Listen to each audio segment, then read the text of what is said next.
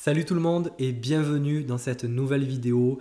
C'est la partie 2 de ma série sur CSS Grid et aujourd'hui on va s'intéresser à une notion qui est très importante, c'est la notion d'explicite et implicite. On va parler de grille, colonnes et lignes explicites et implicites.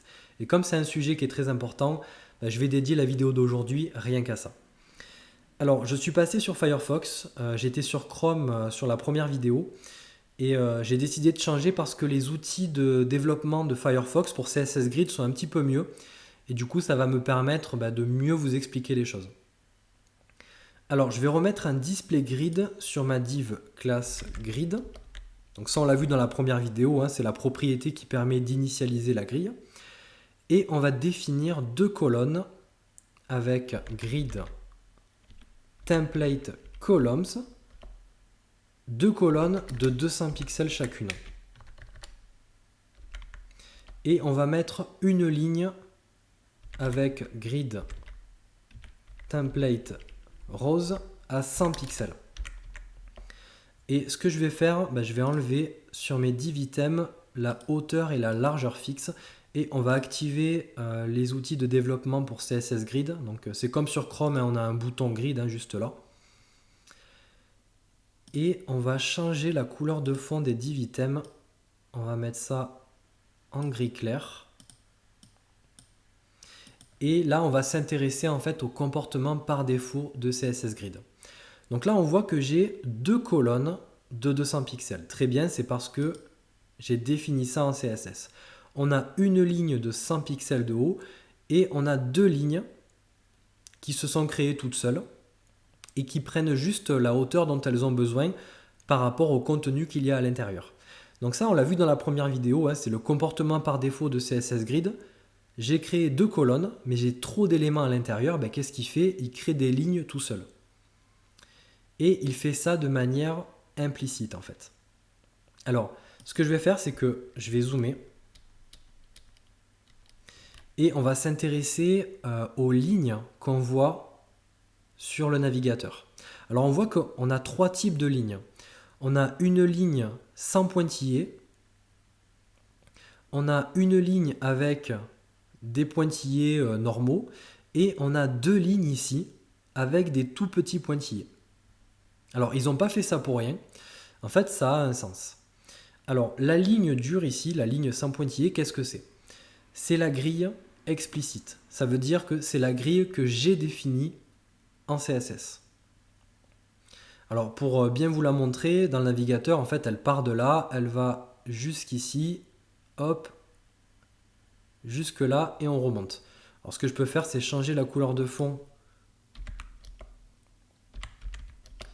des deux premières cellules pour vous montrer ça.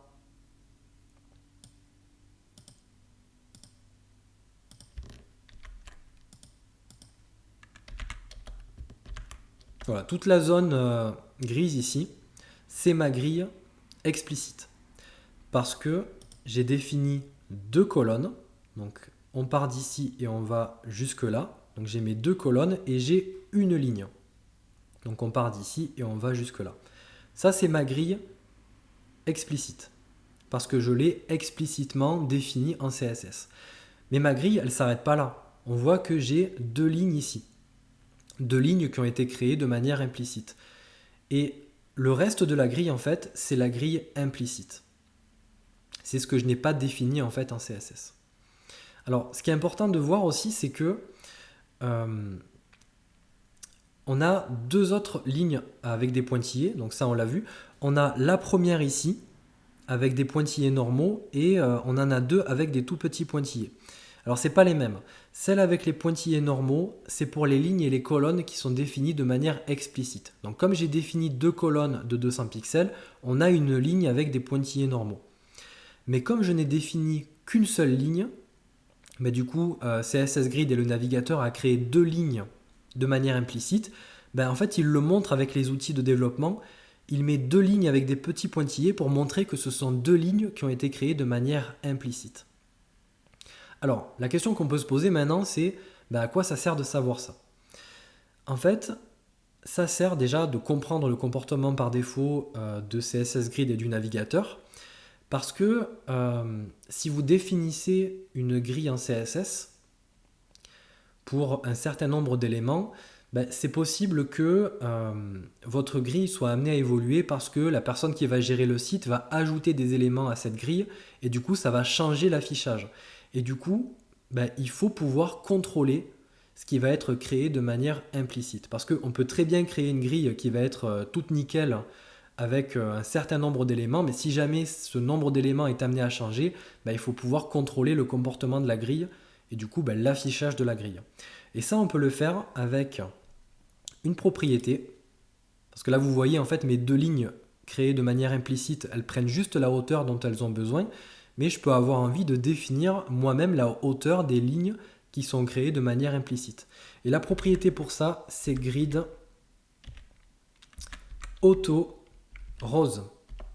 Donc pour les lignes qui sont créées de manière automatique. Et là, si je mets 100 pixels, ben vous voyez, ça met 100 pixels de hauteur sur mes lignes implicites. Et ce qui est intéressant, c'est que je peux mettre plusieurs valeurs. Par exemple, ici, je peux mettre 200 pixels pour la deuxième ligne implicite qui du coup va faire 200 pixels de haut.